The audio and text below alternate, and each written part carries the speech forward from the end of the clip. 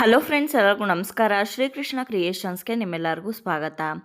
ಇವತ್ತಿನ ಈ ವಿಡಿಯೋದಲ್ಲಿ ಭಾದ್ರಪದ ಅಮಾವಾಸ್ಯೆ ಈ ವರ್ಷ ಯಾವ ದಿನಾಂಕದಂದು ಬಂದಿದೆ, ಹಾಗೆ ಅಮಾವಾಸ್ಯೆ ತಿಥಿ ಯಾವಾಗ ಆರಂಭವಾಗಿ ಯಾವಾಗ ಅಂತ್ಯಗೊಳ್ಳುತ್ತೆ ಅನ್ನೋದನ್ನು ತಿಳಿಸ್ಕೊಡ್ತಾ ಇದ್ದೀನಿ. ಹಾಗಾದರೆ ಇನ್ನಕ್ಕೆ ತಡ, ಬನ್ನಿ ವಿಡಿಯೋನ ಶುರು ಮಾಡೋಣ.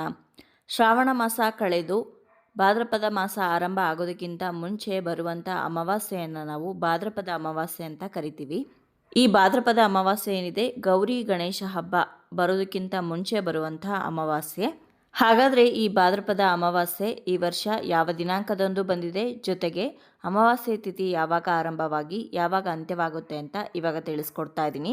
ನೋಡಿ, ಈ ವರ್ಷ ಅಂದರೆ 2024ನೇ ಇಸ್ವಿಯಲ್ಲಿ ಭಾದ್ರಪದ ಅಮಾವಾಸ್ಯೆ ಸೆಪ್ಟೆಂಬರ್ 2ನೇ ತಾರೀಕು ಸೋಮವಾರದ ದಿನ ಬಂದಿದೆ.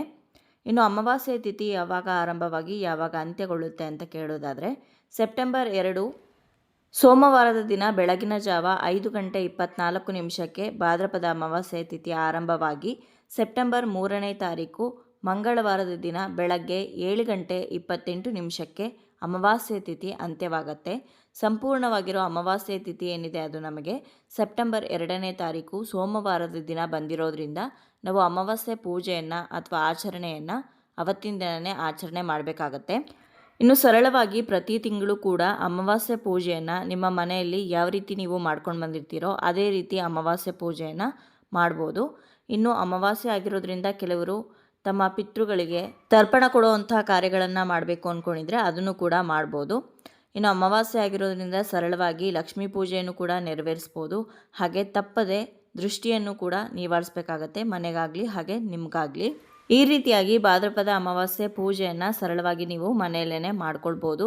ಈ ಅಮಾವಾಸ್ಯೆ ದಿನ ಕಾಳಸರ್ಪ ದೋಷ ನಿವಾರಣೆ ಮಾಡಿಸ್ಕೋಬೇಕು ಅಂದ್ಕೊಂಡಿದ್ರೆ ಅವತ್ತಿನ ದಿನ ನೀವು ಕಾಳಸರ್ಪ ದೋಷದ ನಿವಾರಣೆ ಪೂಜೆಯನ್ನು ಕೂಡ ಮಾಡಿಸ್ಬೋದು. ತುಂಬಾ ಒಳ್ಳೆಯದು.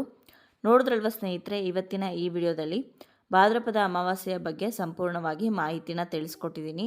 ಅಮಾವಾಸ್ಯೆ ಯಾವತ್ತು, ಯಾವಾಗ ಆರಂಭವಾಗಿ ಯಾವಾಗ ಅಂತ್ಯವಾಗುತ್ತೆ ಅಂತ. ಇವತ್ತಿನ ಈ ವಿಡಿಯೋ ನಿಮ್ಮೆಲ್ಲರಿಗೂ ಇಷ್ಟ ಆಗಿರ್ಬೋದು ಅಂತ ಭಾವಿಸ್ತೀನಿ. ಇಷ್ಟ ಆಗಿದ್ರೆ ಖಂಡಿತವಾಗ್ಲೂ ಲೈಕ್ ಮಾಡಿ, ಹಾಗೆ ಬೇರೆಯವ್ರಿಗೂ ಕೂಡ ಈ ವಿಡಿಯೋನ ಶೇರ್ ಮಾಡಿ. ನಿಮ್ಮ ಅನಿಸಿಕೆ ಅಭಿಪ್ರಾಯಗಳನ್ನ ಖಂಡಿತವಾಗ್ಲೂ ಕಮೆಂಟ್ ಮುಖಾಂತರ ಬರೆದು ತಿಳಿಸಿ. ಮತ್ತೊಂದು ಉಪಯುಕ್ತ ಪೂಜಾ ಮಾಹಿತಿಯೊಂದಿಗೆ ನಿಮ್ಮನ್ನ ಮತ್ತೆ ಭೇಟಿ ಆಗ್ತೀನಿ. ಅಲ್ಲಿಯವರೆಗೂ ಧನ್ಯವಾದಗಳು. ಲೋಕ ಸಮಸ್ತ ಸುಖಿನೋ ಭವಂತು.